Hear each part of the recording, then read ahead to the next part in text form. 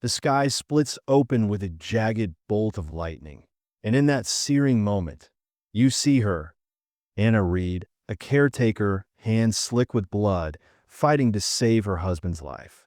Can she defy the storm, or will it shatter her forever? Hold tight, because this story will grip your soul and pull you through a journey that won't release you until the final word. Rain pounds the warped roof of their remote cabin, a relentless drumbeat louder than the gunfire ripping through the night. Inside, Anna presses a blood-soaked cloth to her husband Thomas's chest, a blacksmith whose hands once forged iron with quiet power. Thomas now gasps, each breath a frail thread slipping through her fingers. His calloused hands tremble in hers, clinging to her warmth. More cloth, Anna whispers, her voice breaking, though her heart knows the bullet has torn too much. His green eyes, warm like summer meadows, meet hers, lips quivering with no sound, only a faint gurgle. Then they fade, like a lantern snuffed out by a cruel wind. He's gone. Anna doesn't scream, not when his body stills, not when the cabin door explodes inward, with splintering under heavy boots. She snatches a kitchen knife, her pulse hammering like a war drum, ready to strike. But the man's staggering and isn't after her. He's a settler, blood gushing from a slashed arm, his coat drenched crimson. He glances at Thomas's lifeless form. Blacksmith's dead. He grunts, limping to shelves, grabbing herbs and bandages Anna kept for the sick. Anna, a caretaker who spent years tending the settlement's ailments, stitching wounds, brewing teas for fevers, holding hands through childbirth, stands frozen, knife in hand. Her hands, used to soothing pain, now grip a weapon. Town's burning, the man says, not meeting her eyes. Hide, woman. More men crash in, some dragging bleeding companions, others looting.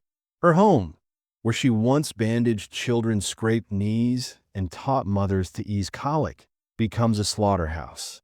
Jars of her carefully gathered herbs shatter. Thomas's tools scatter like ash, his body kicked aside as a wounded stranger collapses in his place. No one sees Anna. No one asks if she's alive. By dawn, the outlaws vanish, taking livestock, tools, and 6 young girls from the settlement.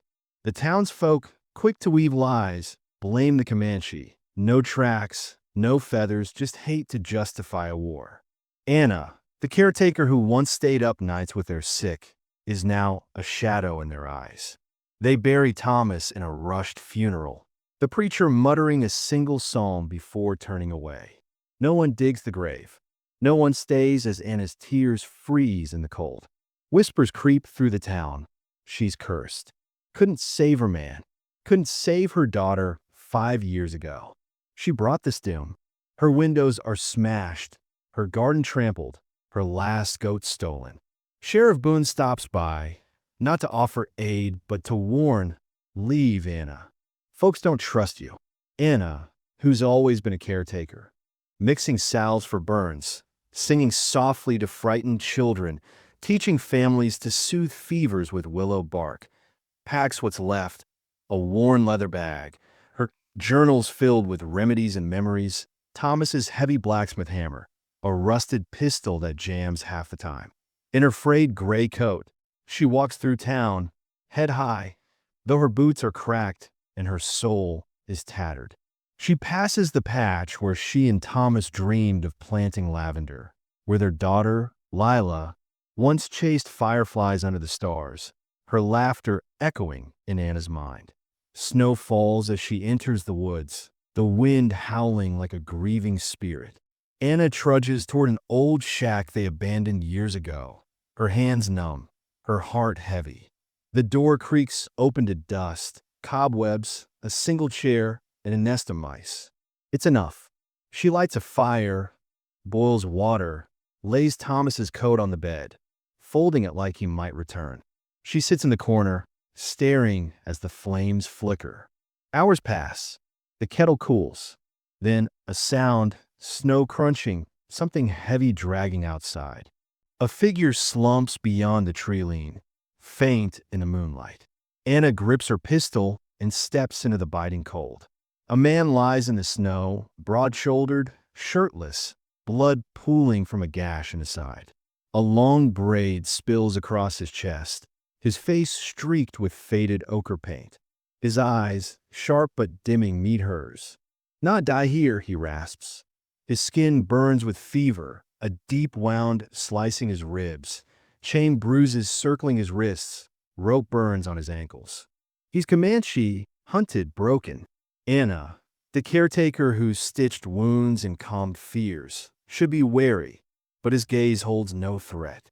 "Bad night to bleed out, stranger," she says, kneeling beside him. Dragging him inside nearly breaks her. He's heavy, groaning, fighting her grip. "Stop moving, or I'll let you freeze," she snaps, her caretaker's patience fraying. By the fire, she works fast, cleaning his wounds with her last bandages, crushing herbs she learned from years of tending the sick, settlers, children, even Comanche families who trusted her gentle hands. She whispers scraps of their language, hoping it soothes him. Hours later, he stirs, his amber eyes wild but weary, like a wolf cornered by hunters. "I'm not your enemy," Anna says softly. He points to her bag, herbs spilling out. "Healer." She nods. "Caretaker." Anna Reed. He struggles, then rasps. "Kale." His voice is raw, like he's forgotten kindness. She hands him water. He drinks like it's the first mercy he's tasted in years. That night, Anna sits by him, pistol in her lap, journal open. She writes, "He's Comanche, no killer. His wounds are from running, from chains. Like me, he's hunted. Something brought him here. I won't let him die." By dawn, his breathing steadies. The snow stops. As firelight dances across his scarred face, Anna feels a terrifying truth. She's not alone. That scares her more than the silence. Who's chasing Kale? Will they find her too? The next morning, Anna stokes the fire with broken chair legs. Kale sleeps, his chest rising under her herb-soaked bandages. Outside, the snow crusts over, no tracks yet. She checks her dwindling supplies, dried apples, a handful of flour, a few sprigs of mint, and glances at him. His body is a map of cruelty. Whip scars crisscrossing his back, burn marks on his arms, chain bruises circling his wrists. This wasn't chance. Someone meant to erase him. By noon, he wakes, hand clutching his side. "Water," Anna says, offering a tin cup. He drinks, wincing. "You should be dead," she says, sitting across from him. His eyes meet hers, steady despite the pain. "Still here. Why were they after you?" she asks, her voice soft but firm. He stares at the fire, his jaw tight, silent. She doesn't push. Instead, she opens her journal, scribbling notes about his wounds, the herbs she used, and a fleeting thought about his eyes. He notices. "You're at lies?" he asks, his voice low. "I write truth," she says, "even when it hurts." He snorts, a faint smirk tugging at his lips. Truth's a heavy load. Over 5 days, he heals slowly, eats sparingly, watches her every move, every creak of the shack's walls, every flicker of her hands as she mixes herbs or adjusts the fire. Anna, who spent years caring for others, bandaging farmers' cuts, soothing children's fevers, delivering babies in the dead of night, feels exposed under his gaze, yet oddly safe. One night, as she tends the fire, he asks, "Your man, his coat. You loved him?" She nods, her throat tight. "Outlaws came. He tried to help the wounded. I couldn't save him." Kale stares at the flames, his eyes distant. "You carry a shadow." "I carry too many," she whispers. Her daughter Lila, lost to fever. The patient she couldn't save. Now Thomas. A spark of recognition grows between them, fragile but real. The next morning, she teaches him to hold the pistol properly. "You'll break your arm shooting like that," she says, adjusting his grip with the same care she once used to wrap sprained wrists. He smirks, his eyes glinting. "You shoot when I must," she says, her voice steady. He laughs, a low rumble that catches her off guard. That night, they cook a small fish over the fire, share tea brewed from wild mint, the scent filling the shack with warmth. The space feels alive, like a home, if only for a moment. "You always alone?" Kale asks, his voice softer now. "Not before," Anna says, her eyes on the flames. "Now, yes." He looks around at the neatly stacked firewood, the kettle simmering, the herbs drying on a string. "You make it warm." She smiles, a forgotten feeling stirring in her chest.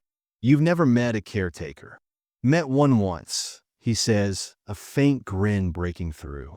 "She threw a ladle at me for stealing bread."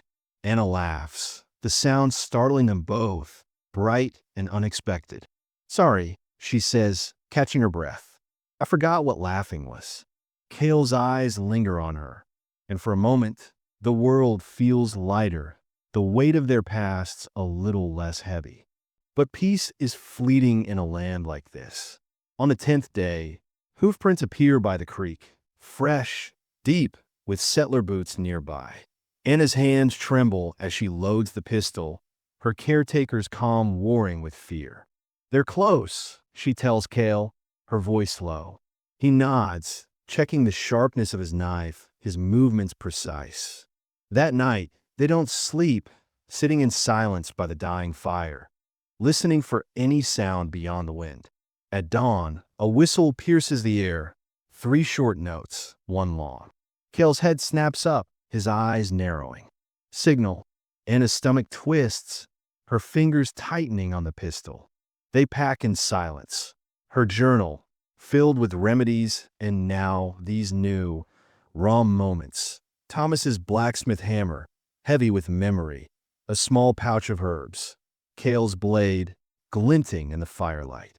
As they step outside, the forest seems to hold its breath. Then a shout splits the quiet. Up on the ridge, 6 riders burst from the trees, rifles gleaming in the pale light. Kale grabs her wrist, his grip firm, but not bruising. "Run!" They sprint uphill, boots slipping on frost, bullets splintering pines around them. A shot grazes Anna's shoulder, tearing her coat, stinging like fire. They dive behind a boulder, their breaths ragged. "Give us this savage, widow."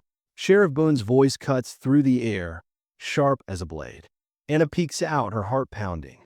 "He's no killer," she shouts, her voice fierce despite the fear. "You defending him?" Boone spits, his tone dripping with scorn. Kale mutters beside her. "Too many. Too fast." Anna's pulse races, her mind flashing to the faces she couldn't save. Lila, Thomas. "What now?" she asks, her voice barely above a whisper. Kale's eyes lock on hers, intense, unwavering. "Trust me." She hesitates, then nods, the weight of the moment settling between them. He hands her the pistol, his fingers brushing hers. "Cover me. 1 minute." Before she can protest, he slips into the trees, silent as a shadow. Anna counts seconds, her breath shallow, the pistol heavy in her hands.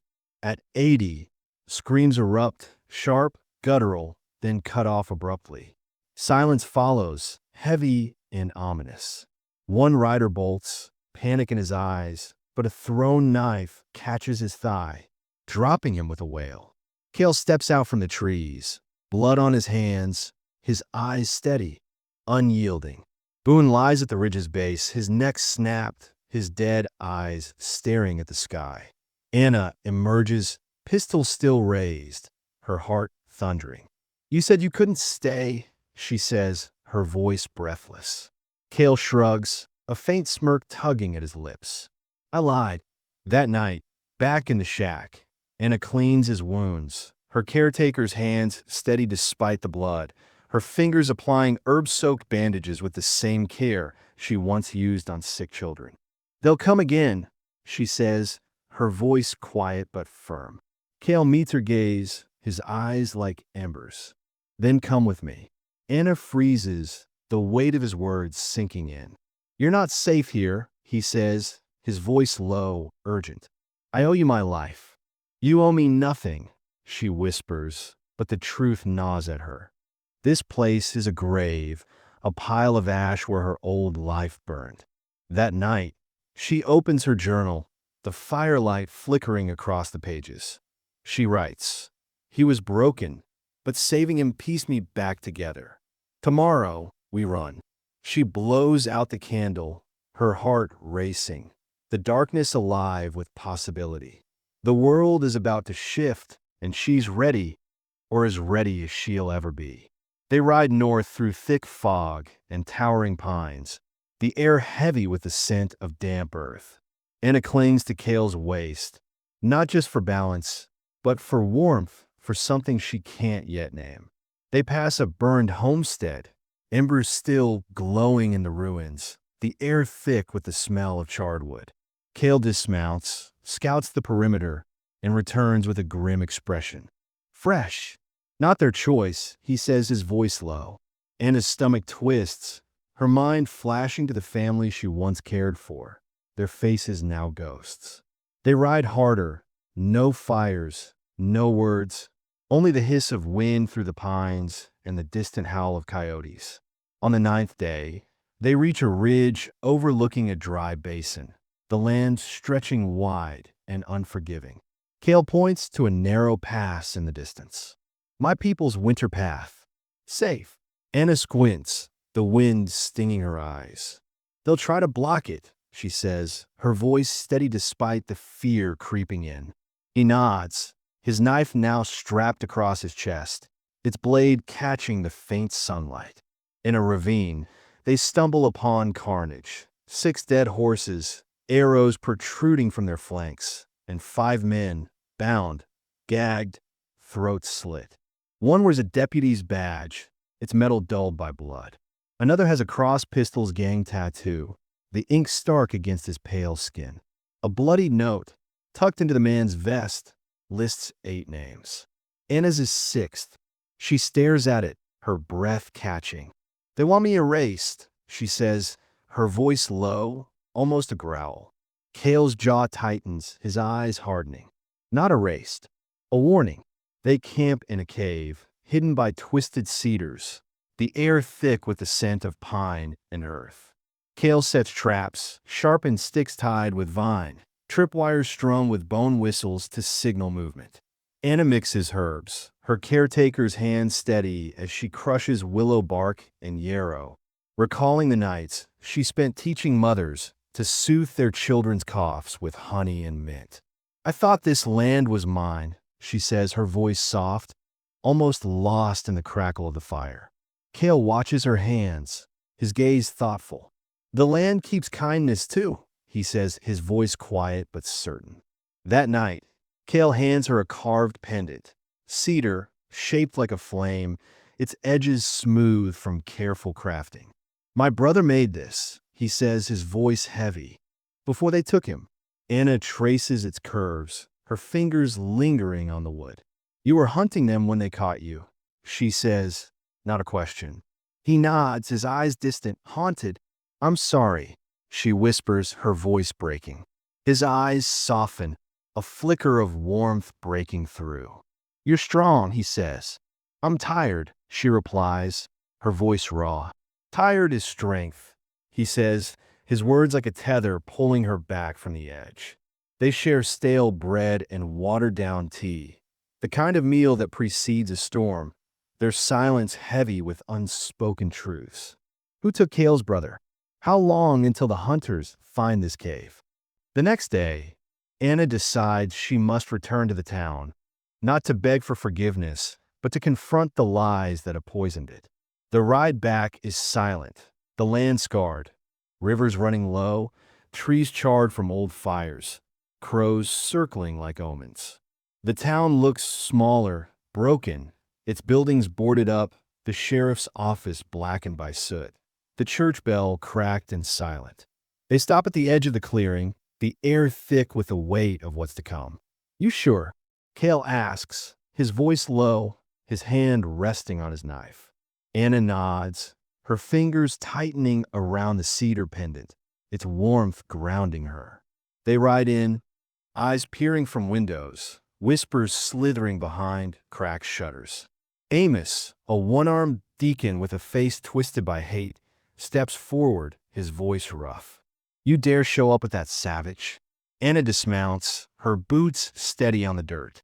"I dare the truth," she says, pulling back her coat to reveal a knife scar, still raw, a jagged line across her collarbone. "Your sheriff sold us to outlaws. Blame the Comanche. I bled for you, bandaged your children, birthed your babies, sat with your dying, and you turn away." Cale steps forward, holding up the bloodied note, Boone's crooked signature stark against the parchment. "He marked her for death," Cale says, his voice low but commanding. "And others." Silence grips the crowd, heavy and suffocating. A boy, Tim, who Anna once nursed through a fever with her caretaker's touch, steps forward, offering a small, smooth pebble. "You fix my arm," he says, his voice small but clear. Amos scoffs, spitting into the dirt. This is theater. But no one follows him, their eyes shifting, uncertain. Anna steps closer, her voice steady, cutting through the silence. "Fix this town or rot. I'm not here to beg. I'm here so you remember what you abandoned." She turns, Cale at her side, their steps deliberate. No one stops them. No stones fly. For the first time, the air feels different, like a crack in a long-sealed wall. They follow the river south, where spring begins to wake the land. Wildflowers pushing through the soil, birds singing without fear, their notes bright against the quiet. Anna rides beside Cale now, not behind, her pistol strapped to her saddle, a blade hidden in her coat. The caretaker who once only healed has learned to fight, her hands as steady with a weapon as they were with a bandage. They're after the outlaws who took Cale's brother, the same ones who torched the town, framed the innocent, and hunted Anna. Cale describes their camp, a canyon hideout, 30 men, mercenaries with no law, their cruelty a stain on the land. "We'll be outnumbered," he warns, his voice low, his eyes scanning the horizon. Anna's reply is cold, her jaw set. "Good." 10 days later, they scout the canyon from a high ridge, the camp sprawling below, tents, broken wagons, smoke rising from a fire pit. 30 men, armed, laughing, their voices carrying the kind of cruelty that mistakes itself for strength. Anna grips her journal, its last page heavy with unwritten names. Thomas, her daughter Lila, Cale's brother. "Survive first," Cale says, reading her silence. They wait for night, the stars sharp above, then move like breath through the canyon. Cale slits 5 guards' throats, silent as the wind. Anna slips into a tent, freeing 6 captives, for girls, a boy, and an older woman, all beaten but alive. Her caretaker's touch steadies their trembling hands as she cuts their ropes, whispering, "Stay quiet, you're safe now," just as she once calmed frightened children in the settlement. A dog barks, its yelp sharp in the dark. The camp stirs, and then, like a spark on dry grass, it ignites. Cale's war cry splits the night, a sound that shakes the canyon walls. Anna takes cover behind supply crates, firing clean, practiced shots, her hands steady despite the chaos. Her caretaker's heart, once devoted only to healing, now beats with the rhythm of survival. They fight like ghosts with nothing left to lose, their movements synchronized, born of the trust forged in the shack. Cale moves through the firelight like a myth, his blade flashing, his eyes alight with fury. Anna reloads between heartbeats, her breath steady, unflinching even when a man charges her with an axe, his blood splattering her cheek as her shot finds its mark. When the smoke clears, 25 men lie dead. 5 flee into the dark, their screams fading. The leader stands on a cliff's edge, holding a boy, Cale's brother, by the throat, a pistol pressed to his head. The boy's eyes, so like Cale's, are wide with fear but defiant. "Drop it," the leader snarls, his voice thick with arrogance. Cale freezes, his knife still in hand, his body tense. Anna doesn't hesitate. 7 shots ring out in rapid succession. Hand, knee, shoulder, chest, head, heart, and a final one to the temple for certainty. The man stumbles, his grip loosening, and falls backward off the cliff, his body vanishing into the darkness below. Cale lunges forward, catching his brother before he can fall. Their embrace fierce, silent, a reunion carved in blood and fire. Anna kneels, opens her journal, and writes with a steady hand, Cale's brother alive. They burn the bodies, the flames licking the night sky, leaving no trace but ash. The ride out feels lighter, the land no longer clawing at them with its weight. Cale's brother, Turan, rides ahead, his shoulders squared, no longer captive. Anna's fingers smell of gunpowder, her cedar pendant warm against her chest. Cale hands her a new carving, a small arrowhead, crafted from cedar and inlaid with a sliver of silver, its edges sharp yet beautiful. No chains, he says, his voice soft but firm, his eyes holding hers. She swallows hard, nodding, her throat tight with something she's not ready to name. They reach the edge of a green valley, the air soft with the scent of blooming wildflowers. Anna looks back, the faint smoke of the canyon fading on the horizon, the bones of old stories buried in dust. Ahead lies open sky, new earth, a chance to begin again. But the fight is far from over. A month later, whispers reach them through a traveling trader. Boone's brother, Caleb, has rallied a new gang, 50 men strong, hunting them with a vengeance. They find a hidden valley, its walls high and defensible, a place where the land seems to whisper of refuge. Anna tends to Turan, her caretaker's touch soothing his scars, both the visible ones and those that linger in his eyes. She mixes poultices, teaches him to crush yarrow and mint, just as she once taught children in the settlement to care for their siblings' cuts. You're healing, she tells him, her voice gentle, and he nods, a faint smile breaking through. One night, by the fire, Cale speaks, his voice low. They'll come again. More this time. Anna meets his gaze, her jaw set. Let them.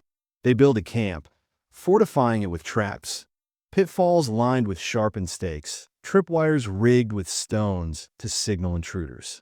Anna trains the captives they freed, teaching them to shoot, to move silently, her caretaker's patience guiding them through fear. Her hands, once only for healing, now shape warriors. 3 months pass, the valley blooming with life, wildflowers carpeting the ground, a clear stream winding through the camp. Anna writes in her journal, I was a caretaker, a wife, a widow. Now I'm more, guardian, fighter, keeper of hope. One dawn, the ground trembles with hoofbeats. 15 riders approach, Caleb at their head, his face a mirror of Boone's, but harder, crueler. He sneers, his voice carrying across the valley. You'll pay, widow, you and your savage. Anna stands tall, her pistol ready, her coat flapping in the wind. Try me, she says, her voice cold, unshaken. The battle is fierce, the air thick with gunpowder and shouts. Anna fires, her shots clean and lethal, each one a testament to the strength she's forged. Cale moves like a storm, his blade a blur, his presence a force that rallies the others.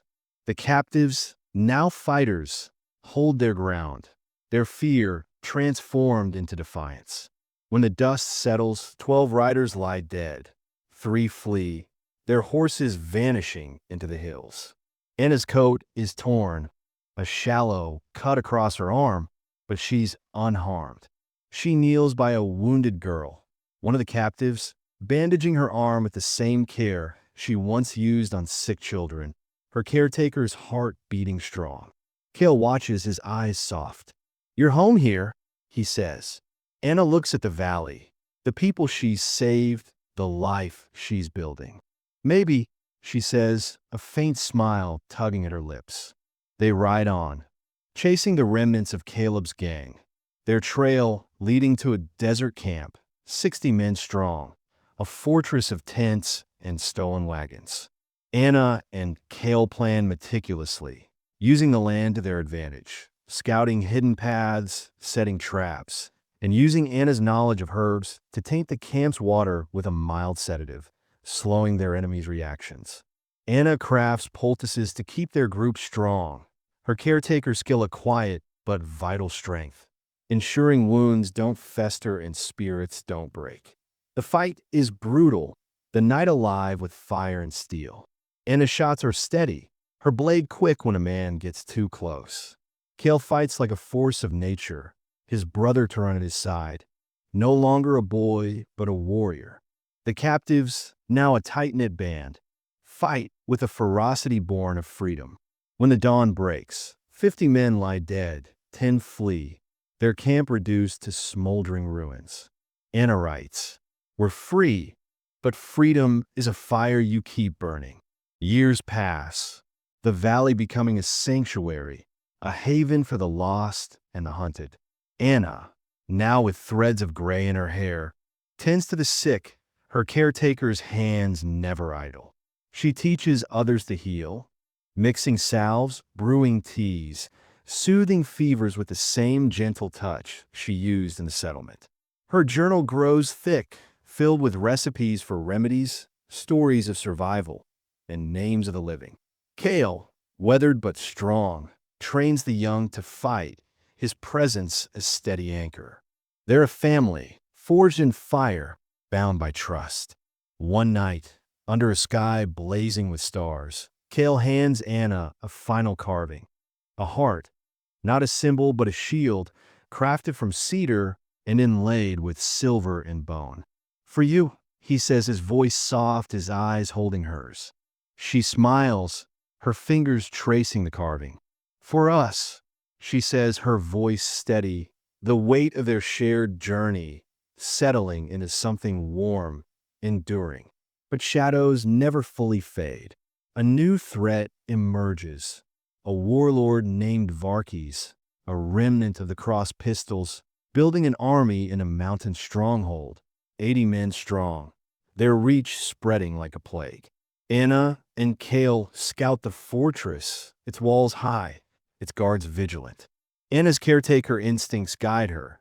She crafts medicines to keep their group strong, teaches the young to stay calm under pressure, her voice a steady presence in the face of fear. They infiltrate at night, using Anna's knowledge of herbs to drug the guard's water with a potent mix of valerian and poppy, dulling their senses. The battle is chaos, the air thick with smoke and screams. Anna's shots micro-precise, her blade flashing when a guard lunges. Cale moves like a tempest, his brother and the others fighting as one. They free a dozen captives, including a girl with eyes like Lila's, her defiance a mirror of Anna's own. When Varix falls, his body crumpling under Cale's blade, Anna kneels by the girl, bandaging a cut on her cheek. Her caretakers touch a promise of safety. She writes, "For her, for us all." Decades later, the valley thrives, a community of survivors, healers, warriors, their lives woven together like roots in rich soil. Anna, her hair now fully gray, still tends to the sick, her caretakers touch a legend whispered by those she's saved. She teaches the young to heal, to fight, to live without fear. Her journal now a tome, its pages filled with the stories of a people who refuse to break. Cale, his face lined but his eyes still bright, stands by her, their bond unspoken but unbreakable. The sanctuary is a beacon, proof that fire can build, not just destroy. One evening, a child, a girl with Lila's smile, gives Anna a daisy, its petals soft against her weathered fingers. Anna tucks it into her journal, beside the names of the living, the weight of her losses lighter now, carried by the life she's built. But the world is never still. A final threat looms, a coalition of outlaws, remnants of Varkes' army, gathering in the far plains, 100 men strong, their leader a man named Drace, driven by greed and vengeance. Anna and Cale, now older but unyielding, prepare for one last fight. They rally the valley's people, now a small but fierce army of their own. Anna's caretaker skills shine. She organizes supplies, crafts medicines, and tends to the wounded, her hands as steady as ever.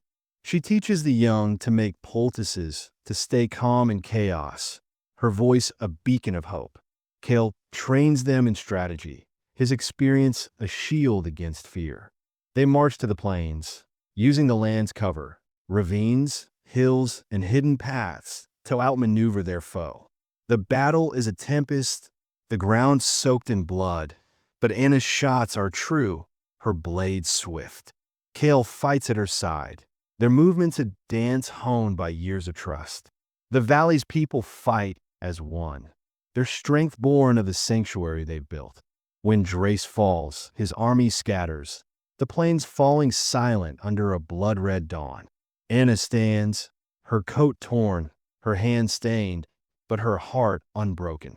She writes, "We fought. We lived. We loved." Centuries later, the valley is a legend, its story carried by travelers, etched into songs and carvings. Anna's journal, preserved by her descendants, is a relic, its pages a testament to a caretaker who became a warrior, a widow who became a flame. The sanctuary endures, a place where the lost find home, where the broken find healing. Cale's carvings, flames, arrowheads, hearts, adorn the valley's gates, symbols of a bond that defied time. Anna's final entry, written in a trembling hand, reads, "I was a caretaker, a wife, a widow. I carried their shadows, but I found my light. This valley, these people, this love, they're my fire, and it will never go out." Some women are meant to fade, to break where no one sees. But some find a fire that burns brighter when the world tries to crush it. I was a caretaker, a wife, a widow. Now, I'm a flame, not because he saved me, but because he showed me I could save myself and build a world worth saving. My heart beats, and it's ours. If this story stirred your soul, like, subscribe, and share your thoughts below.